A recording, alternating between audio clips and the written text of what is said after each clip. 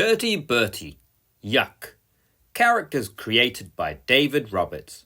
Written by Alan MacDonald. Published by Stripe. Chapter 1. Yuck!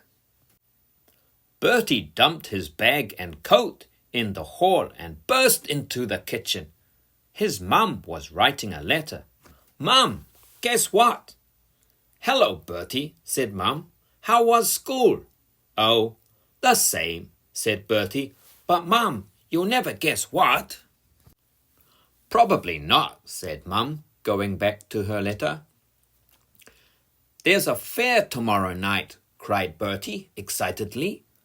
He waited for his mum to jump up and turn cartwheels, but she was just, and went on writing. "A fun fair, Mum, with rides and prizes and everything." "Yes, you said." "So can I go tomorrow night? Please, Mum, can I?" Bertie was hopping from foot to foot as if he needed the toilet. Mum looked up.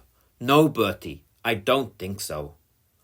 Bertie's mouth dropped open. "But why not?" "Because I said so. I took you to the fun fair last year, and I remember what happened."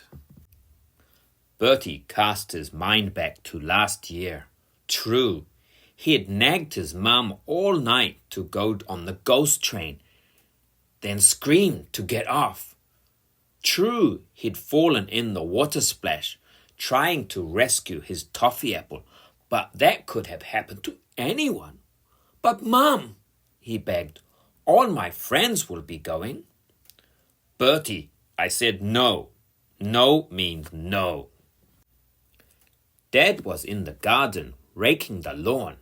"Dad," cried Bertie, rushing outside. "Bertie, I just swept that up." "What?" Dad groaned. "That pile of grass you've just trampled through." "Oh, sorry." Bertie looked at his shoes. If people left piles of grass lying around, how was he meant to avoid them? "Dad," he said, "can you take me to the fun fair tomorrow night?" "No," said Dad. "Why not?" "I've got choir practice." "But it's only for one night." "Sorry, Bertie. Ask your mum." "I did. She won't take me either."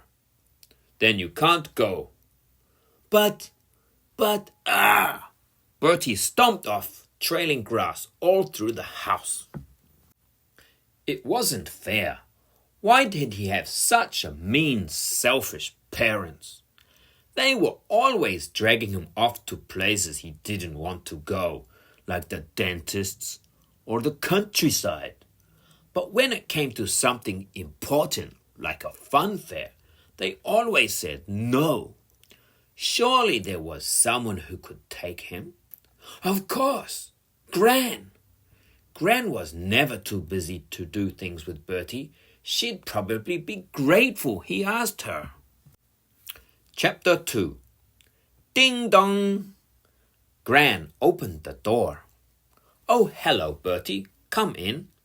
I was just talking about you." Gran was watching telly with her neighbor, Sherry. Bertie had met Sherry before. Generally, he did his best to avoid her. "Hello, Bertie. Come and give your Auntie Sherry a big kiss." Bertie screwed up his face as Sherry planted a lipsticky kiss on his cheek. "Well," she said, "isn't he growing up fast?" "I know," said Gran. "Next thing you know, he'll be coming round with his girlfriend." Bertie turned crimson. Girlfriend? He'd rather bring his pet tarantula. "Gran," he said, "are you doing anything tomorrow night?" "Tomorrow? No, I don't think so." "Only I was thinking maybe you'd like to take me to the fun fair." "The fun fair?" said Gran. "Goodness, it's ages since I went to one of those." "I love a good fun fair," said Sherry, helping herself to a slice of cake. "So can you take me?" said Bertie. Tomorrow night? Can you?" "I don't see why not," said Gran. "Maybe Sherry would like to come too." "What a good idea," said Sherry. "We'll make a party of it. Won't that be fun, Bertie?" Yes," said Bertie. If he could go to the fair, he'd put up with anyone, even Sherry. Chapter 3. Saturday night arrived. The funfair was lit up like a Christmas tree. Bertie breathed in the sweet smell of candy floss. Music boomed and thumped. The ghost train wailed. People on the roller coaster screamed. "This is going to be brilliant," thought Bertie. No mean parents to tell him what to do. He could hardly wait. They pushed their way through the crowds, looking at all the rides. "Oh," said Sherry, "I don't know where to start." Bertie stopped. At one of the stalls was a sign in big red letters, "Try your luck, win a prize." His eyes lit up. In the middle of all the plastic watches and droopy dollies was the biggest jar of sweets he'd ever seen. It was full to bursting with lollipops, toffees, chews, and chocolates. Bertie reckoned there had to be at least 1,000 sweets in there, enough to last him a whole week. All you had to do was throw a hoop and land it over the jar. "Gran, can I have a go? Can I please, can I?" Bertie begged. "Of course, dear." Gran got out her purse and paid the hoopla man. The best thing about Gran was she hardly ever said no. Bertie took careful aim. His first hoop fell way short. His second skimmed off the hoopla man's head. His third hit the sweet jar with a plunk and pinged off. "Oh, bad luck, Bertie," said Sherry. "Let me have a try." Gran and Sherry both tried their luck. Sherry won a prize, but not the jar of sweets Bertie had been hoping for. Instead, she won 2 sets of dilly boppers. Sherry put one on. They wobbled around on her head crazily, flashing red and green. "You try them on, Dotty," she giggled. "I bet that suit you." Gran put on the other pair, and they both doubled up, hooting with laughter. "What do you think, Bertie?" they asked, posing arm in arm. Great," said Bertie. "But aren't you a bit, old for them?" "Oh, look, he's gone all pink," giggled Sherry. "Are we embarrassing you, Bertie?" Bertie trailed behind Gran and Sherry, watching their dilly boppers bop up and down like yo-yos. This wasn't what he'd planned at all. In fact, he was starting to think this could turn into the worst night of his life. He seemed to be stuck with 2 alien grannies from planet Bonkers. What if someone from his class saw him? He'd never live it down. Suddenly, he stopped in his tracks. Climbing off the roundabout was a pale, smug-faced boy holding a balloon. It was his sworn enemy, Noah Nick. Bertie looked around in desperation. He couldn't be seen with 2 mad grannies wearing disco lights. He had to escape. Quickly, he grabbed Gran by the arm and stared her in the opposite direction. "Where are we going now?" asked Sherry, hurrying after them. "Look, bumper cars," pointed Gran. "Bagsy, I drive."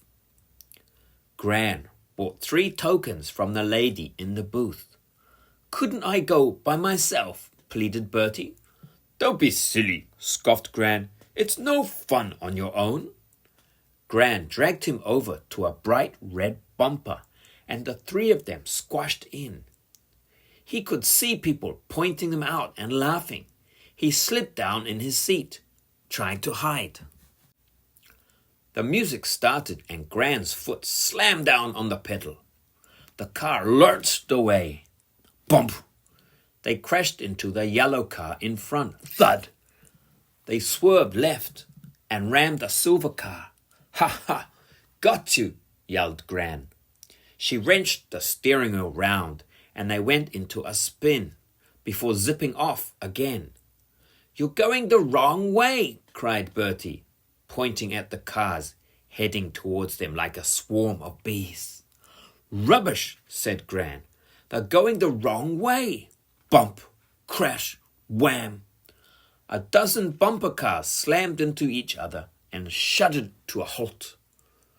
Arguments broke out as the drivers tried to reverse and thudded into each other.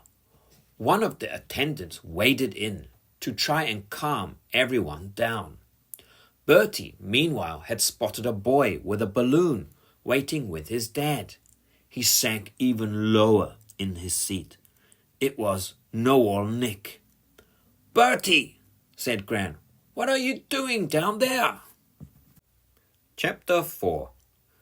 Bertie bit into a hot dog and tried to think. Somehow he had to get away from the grannies before they ran into Nick again. They passed a ride called Rattle and Roll. A sign in big letters said, Warning, this ride is not suitable for under 7s, over 70s or nervous ninnies.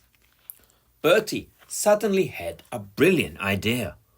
All he had to do was pick all the scariest rides in the fair. Everyone knew grannies hated scary rides. They could go off and have a quiet cup of tea while Bertie enjoyed himself. What's next then? Bertie asked Gran. This one, pointed Bertie. Heavens, said Gran. Rattle and roll. Sherry looked up at the gigantic tower. I dare you, Dotty, she said. Gran's eyes twinkled. I double dare you back, she said. Bertie stared at them. But won't you be scared? He asked. Of course we will, laughed Gran. I'll probably scream my head off, giggled Sherry. Me too, said Gran. But Bertie can hold my hand. Bertie took his seat between Gran and Sherry. The safety bar clunked into place. Grunt, snort. The machine sounded like a dragon.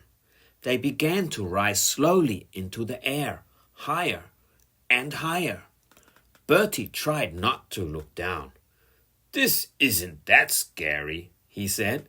Snort whoosh, they shot. Earthwards at 1,000,000 miles an hour. Gran screamed. Sherry shrieked. Bertie hung on for dear life. Up they shot, then down. Up, down, down, up, down. Bertie clutched at his stomach. Finally, the ride stopped and the bar went up. Whoa, that was amazing, whooped Sherry as they got off. I've come over all giddy, gasped Gran. Are you all right, Bertie? You've gone a bit pale. Groaned Bertie. They queued at one of the food kiosks. By the time they reached the front, Bertie wasn't feeling quite so dizzy. He couldn't decide between candy floss or a toffee apple or a fizzy drink, so he had all three. Holding everything at once proved a bit tricky. He tried putting the candy floss in his pocket to eat his toffee apple, but it got stuck to his trousers. When he pulled it off, somehow fell on the floor. Ugh! That's dirty, Bertie. You can't eat that. Why not? Said Bertie. It's only a bit of grass. He picked off an ant and took a big mouthful. Want some? He asked. No thanks. You have it, said Gran. Turning a corner, Bertie screeched to a halt. Know-all Nick had just arrived at the bottom of the helter-skelter. Bertie looked around, desperately for somewhere to hide. Any moment now, Nick would spot them and come over. He ducked under a barrier and joined a queue for one of the rides. "Goodness," said Gran, "are you sure?" "What?" said Bertie, looking up. He gulped. The sign said, "Mighty Megamax, the world's fastest roller coaster." Bertie had never been on a roller coaster before. To tell the truth, he wasn't sure he wanted to, but it was too late. They reached the front and Gran was paying for the tickets. Rumble, rumble, rumble. Bertie clung to the safety bar as their carriage climbed the steep track. The roller coaster looked scarier than Miss Boot on a Monday morning. When he glanced down, his stomach gave a lurch. Maybe all that candy floss wasn't such a good idea. He felt sick. He felt dizzy. He wanted to get off. The carriage reached the crest of the hill, and Bertie gaped at the whole drop below. Ah! They were hurtling towards the ground at the speed of light. He was going to die. They were all going to die. Whee! Whooped Gran and Sherry. "This is fun!" 5 terrifying minutes later, the carriage slowed to a halt. Bertie staggered out. His hair stuck out like a hedgehog. His legs had turned to jelly. His face was a pale green. "Hello, Bertie," jeered a voice. "Enjoy your ride?" No old Nick was waiting by the barrier, and he was holding something large and shiny. "Look what I won on the hoopla," he boasted. Bertie stared at the giant sweet jar and stuffed with lollipops, chocolates, and chews. His stomach heaved. He was going to be... Beg. Chapter 1. "Don't you look smart?" beamed Mum. "Come and look in the mirror." Bertie plodded into the hall and scowled at his reflection. He was wearing a sailor suit. It was Victorian History Day at school, and everyone was supposed to come in costume. Mum had found the sailor suit in a charity shop. Bertie thought it was the drippiest thing he'd ever seen. The white trousers flapped above his ankles. The shirt had a stupid floppy collar. The hat had a wobbly blue pom-pom. "There, what do you think?" asked Mum. Bertie pulled a face. "I look like a girl," he said. "Bertie, that's what boys used to wear in those days. I think you look very smart." "I can't go as a pirate. I've got the eye patch and everything." "It's Victorian Day," sighed Mum. "They didn't have pirates." "A dustman," then said Bertie. "No." "Or a robber. I bet they had robbers." "Bertie," said Mum, "I went to a lot of trouble to find you this costume, and you're going to wear it. Now hurry up." Bertie stomped up the stairs to look for his shoes. "It's not fair," he thought. "Why were parents always telling you what to wear?" He didn't go around telling them what to wear. In his bedroom, Bertie stared gloomily at himself in the wardrobe mirror. All his friends would have much better costumes than him. Donna was going as a flower girl, and Eugene as a butler. Darren had said he was coming as a chimney sweep, which Bertie wished he'd thought of himself. All he had was a sailor suit with a stupid collar, and a silly pom-pom. Maybe if he got rid of the collar shirt, wouldn't look so bad. Rip. Uh-oh. He seemed to have torn it. Now the collar was hanging loose on one side. His mum would have a fit if she saw it. He yanked at the other side to even it up. Rip! Yikes! That had only made things worse. The collar had come off, but the shirt had a big rip in it. Now he looked like a scruffy old beggar. Bernie stared. What a brilliant idea! He could go as a beggar. In Victorian times there were millions of beggars. You could hardly walk down the street without tripping over one. And he wouldn't even need to change his costume. All it needed was a few small alterations. Now, where did Mum keep the scissors? "Bertie!" Mum shouted. "What are you doing up there? You're going to be late." "Coming," said Bertie. He thumped downstairs and landed in the hall. Mum stared in horror. "Bertie!" "What have you done?" "It's my costume," said Bertie. "I'm a beggar." Bertie was still wearing his sailor suit, or what was left of it. The sleeves hung in tatters. The white trousers looked like they'd been attacked by killer moths. Bertie had got a little carried away with the scissors. Bertie's feet were bare, and he was wearing a scruffy old cap on his head.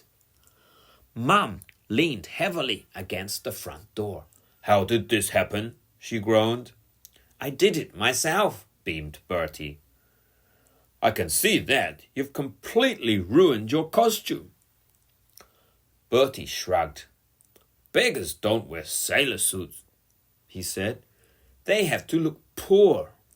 If they went round in sailor suits, no one would give them any money." Mum peered at him closely. "What's that on your face?" "Dirt," said Bertie. "No, those red blotches. You look like you've got measles." "Oh yes," said Bertie. "Poor people were always getting plagues and diseases. We did it in school. Don't worry, it's only felt pen. It'll probably come off." Mum passed a hand over her eyes. "Bertie, please, you can't go to school like that." "Why not?" asked Bertie. "Miss Boot said to come as a Victorian. So I am. I'm coming as a beggar." "But you look like a scarecrow." "That's how beggars look," said Bertie. "No one said anything about having to be smart." Mum looked at her watch. They were late already. Chapter 2. The Victorian day turned out to be a bit of a disappointment. Bertie had been hoping they might play some Victorian games or try some Victorian sweets. But Miss Boot had other ideas. To get into the spirit of the day, she had brought a cane. She made them sit in rows and practice their handwriting in silence. If anyone spoke or laughed or burped, they had to go and stand in the corner. Bertie spent quite a lot of time in the corner. After school, Mum collected him and they stopped off at the supermarket. Bernie usually liked helping with the shopping. If he pushed the trolley and didn't bash into anyone, Mum let him have chocolate cake at the cafe. But today, they had Whiffler with them. "Sorry," said Mum, "we'll have to wait out here." "Why?" asked Bertie. Mum pointed at a sign by the door. It said, "No dogs allowed," in big red letters. Whiffer whined and wagged his tail at Bertie. "I'll stay with him," said Bertie. "He gets lonely on his own." "All right," said Mum, "but don't go anywhere. And Bertie—" "What?" "Please take off that horrible hat." Bertie took off his hat and sat down beside Whiffler. Whiffer rested his head in Bertie's lap and closed his eyes. Shoppers passed by, glanced down at the ragged, dirty-faced boy, and his dog sniffing on the pavement. Some of them tutted to themselves, while others shook their head and gave him pitying looks. Bertie didn't notice people were staring. He was busy checking fur for fleas. Suddenly a woman bent down, smiled, and dropped a 50-pence coin into his hat. Bertie looked up in surprise. People didn't usually give him money. At least not total strangers. Did they think he was begging or something? He looked down at his ragged clothes and muddy shoes. Of course he was still dressed as a beggar. The woman must have thought his hat was there to collect money. Bertie was thrilled. This is fantastic, he thought. I bet Eugene doesn't get mistaken for a real butler. Wait till he told his friends about tomorrow. His costume was even better than he thought. Bertie tried out his sad face while waiting for someone else to pass. It worked.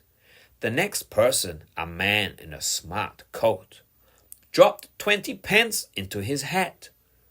50 plus 20, that made 70 pence already.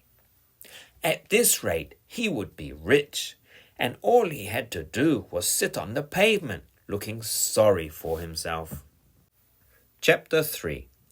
For the next 15 minutes, Bertie tried out different expressions on the shoppers passing by. Smiling, he found, was no use at all. It was better to look as if your pet earthworm had just died. Some shoppers hurried on past without paying any attention, but several stopped, and soon Bertie's hat was filling up with shiny coins.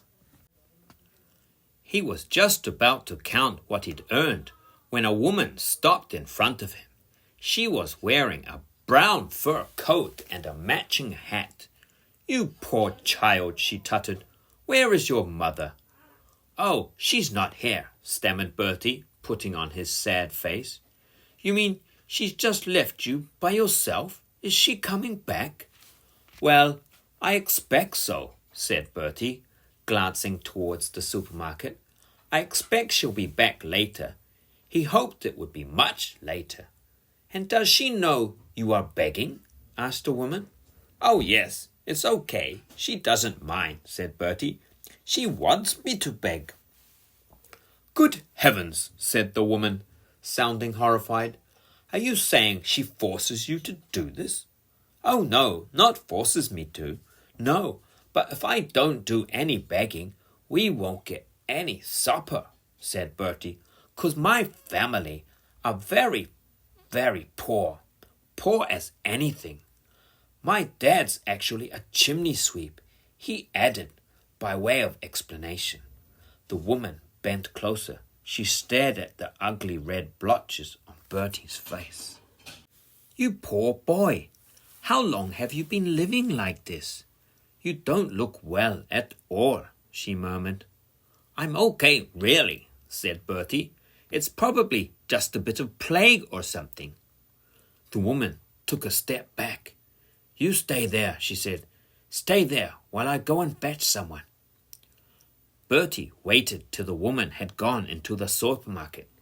He felt it would be wise to disappear before she came back. Whoever she had gone to fetch, it could only lead to trouble. He picked up his hatful of coins, but just at that moment the woman reappeared from an exit to his left. She was followed by a tall security guard in a brown uniform. They were both marching towards him with a determined look. Bertie did the only thing he could think of. He fled. Jamming his hat onto his head, he darted into the supermarket with Whiffer at his heels. "Hey!" cried the guard. "Come back!" Chapter 4. Bertie looked around, desperate for somewhere to hide. People were staring at his ragged clothes and tutting at the sight of Whiffer. In his panic, he'd forgotten that dogs weren't allowed in the supermarket. As he did it, The guard appeared in the doorway and spotted him. "Hey!" he cried. Grabbing the nearest trolley, Bertie picked up Whiffer and plonked him in the basket. Then he set off at top speed, pushing the trolley in front of him. "You! Wait! Come back!" cried the guard, chasing after him. Bertie didn't stop to explain. He raced down the fruit aisle, scattering startled shoppers in his path. Sorry, can't stop," he panted. A woman stepped out in front of him and froze with a pineapple in her hands. At that moment, Bertie swerved around her and skidded past the cheese counter. Glancing back, he caught sight of the guard puffing after him. He sped down the next aisle, narrowly missing a tower of toilet rolls. Whiffer was standing up in the trolley, barking excitedly. "Row, row, row!" Bertie looked up just in time to see a trolley parked across the aisle, blocking his way. The owner was reaching up to a shelf for a box of eggs. Her mouth fell open when she saw Bertie hurtling towards her. It was Mum.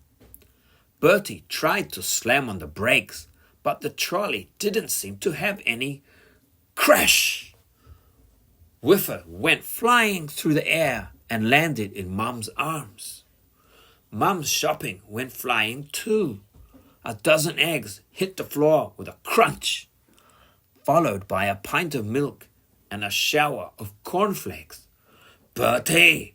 cried Mum. "What on earth?" Bertie was about to explain when the security guard caught up with them. He stood panting for breath as the lady in the fur coat appeared, along with a small crowd, to see what all the fuss was about. Mum sat in a pool of milk, staring at Bertie. "Is this your son?" demanded the guard. "I'm afraid so," said Mum, turning a little pink. "We'll pay for any damage." "Never mind that," said the guard. "There's a law against it." "You should be ashamed of yourself," interrupted the lady. "Me?" said Mum. "Sending a boy of his age out on the streets to beg," said the lady. "I've a good mind to report you." "I'm sorry, I don't know what you're talking about," said Mum. "Begging," said the lady. "Begging?" said Mum. She looked at Bertie. "Oh, I see. I'm afraid you've made a mistake. He's only dressed like that for school. He wasn't actually begging. Were you, Bertie?" There was an awkward silence as everyone looked at Bertie. He pulled off his hat, hoping he might look more sorry without it. A shower of coins tumbled out and hit the floor, running in all directions. Said Bertie, "I can explain." Bum! Chapter 1. Mum put down the phone. "Isn't that nice?" she said. "Simon and Jenny have invited us to all go and stay next weekend." Dad groaned.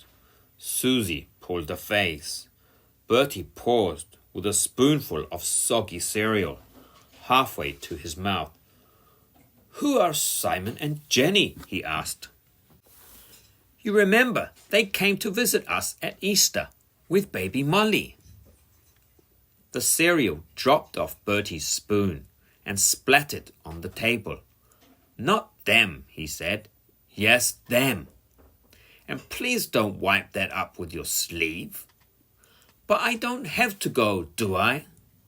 "Well, of course you do, Bertie. We're all invited, and Simon and Jenny are our friends."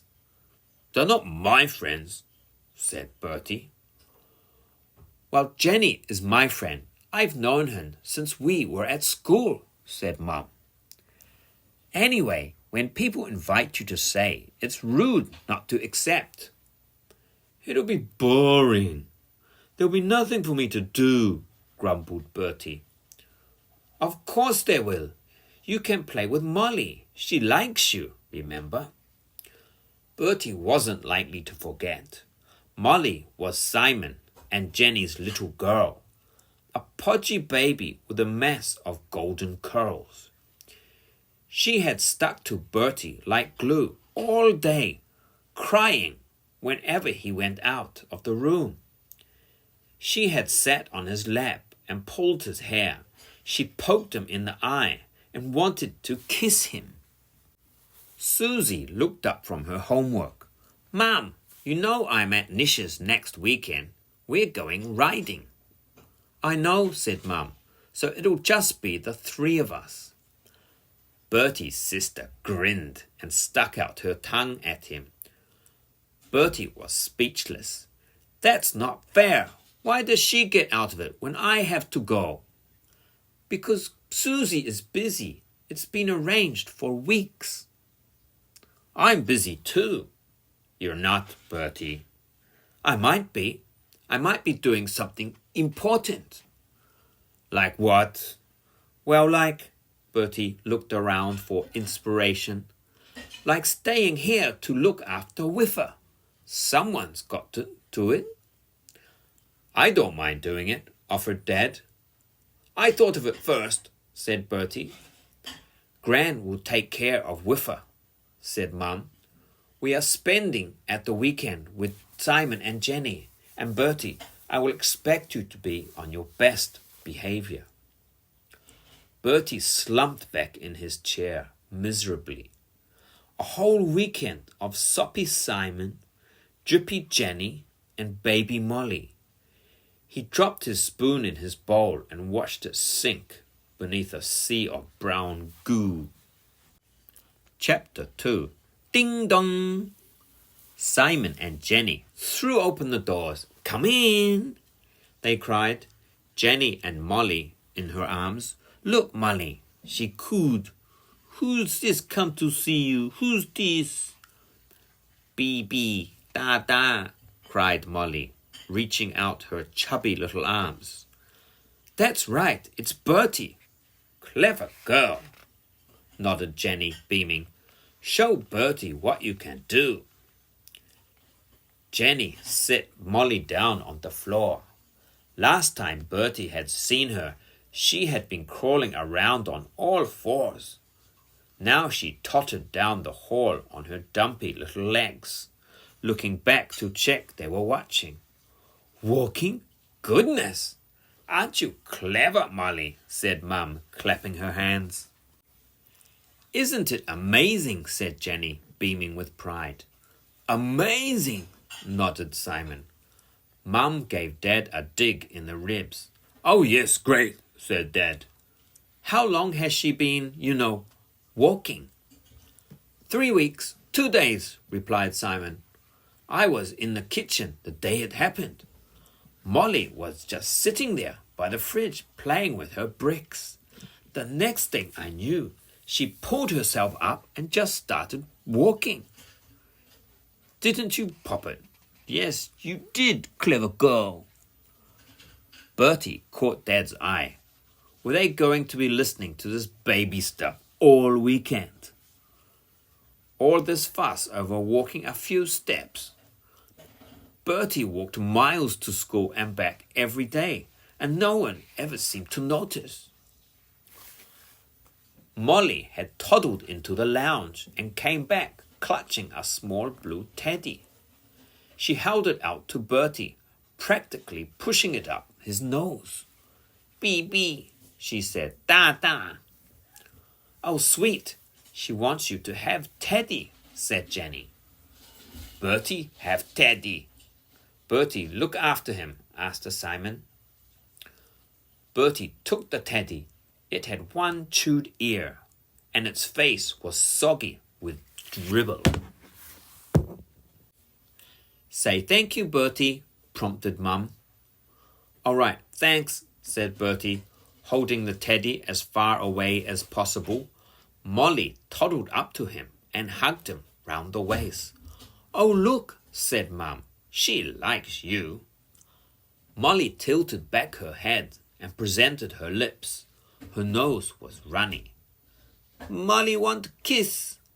Kiss for Bertie, said Jenny. There was no escape. Bertie bent down and allowed Molly to plant a big slobbery kiss on his mouth. It was worse than being licked by Whiffer.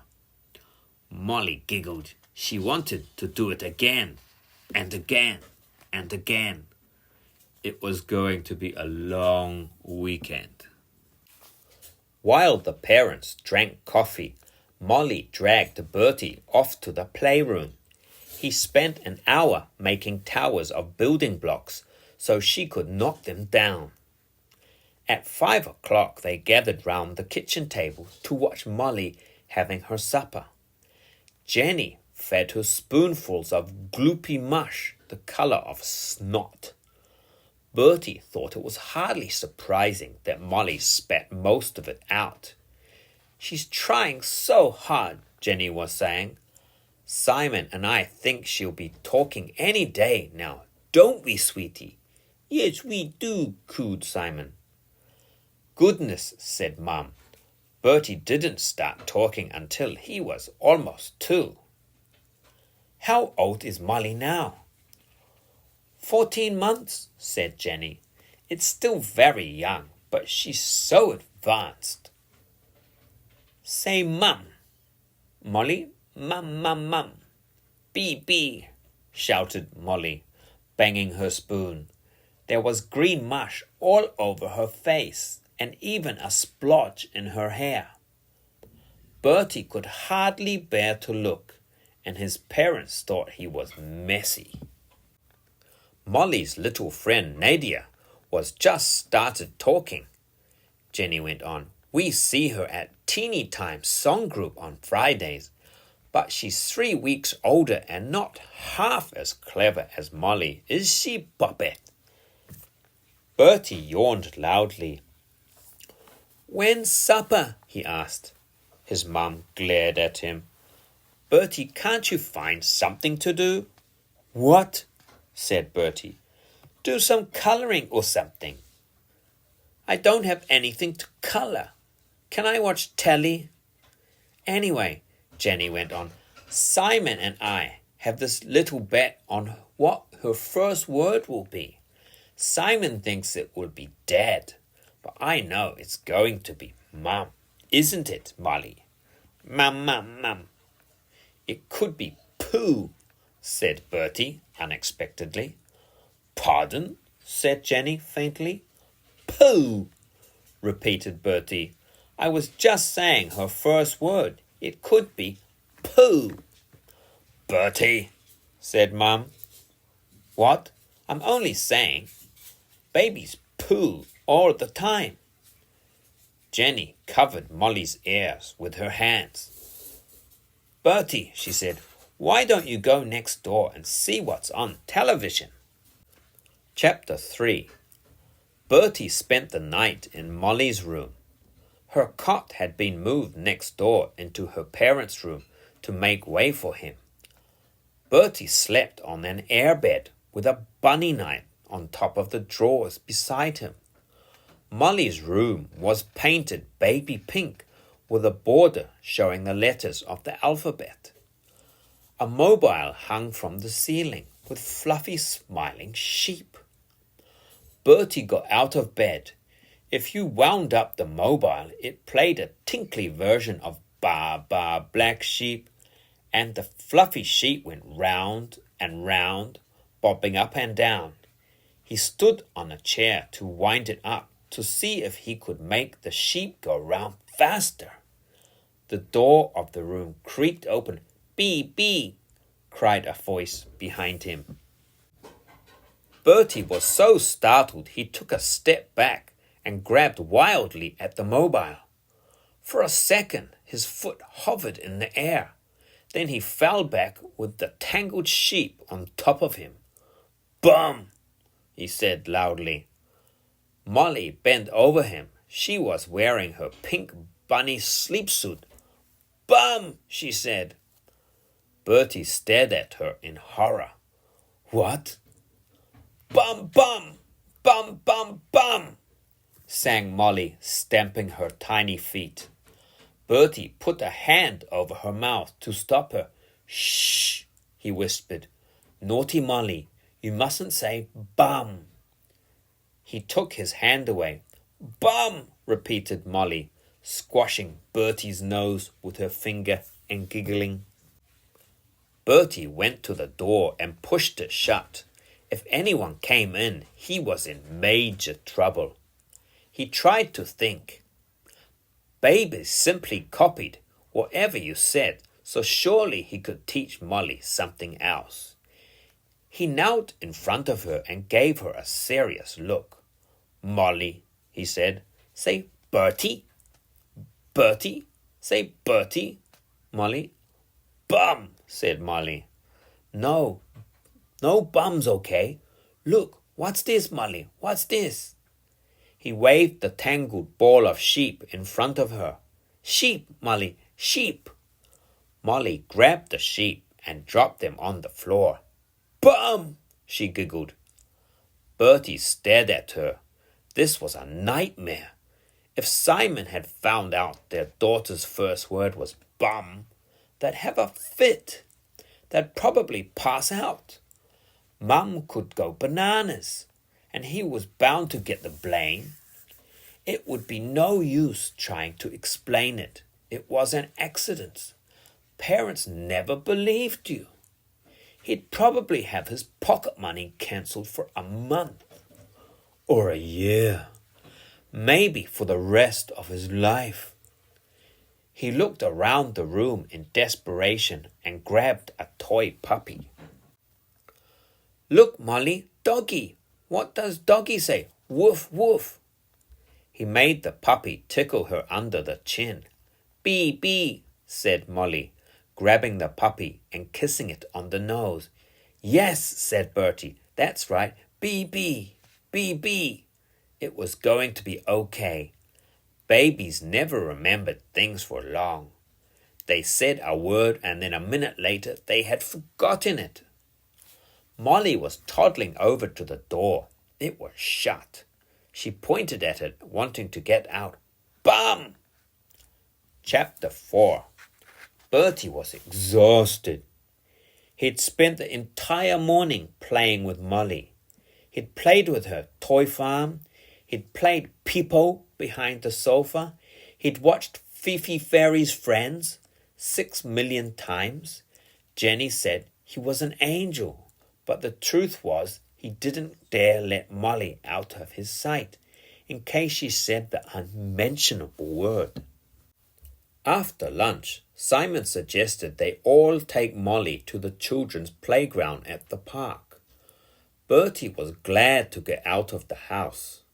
He couldn't take much more of this, but if he could just manage to keep Molly busy for the afternoon, they could go home and he'd be off the hook. Molly sat in one of the baby swings but refused to let anyone except Bertie push her. Mum, Dad, Simon and Jenny stood and watched.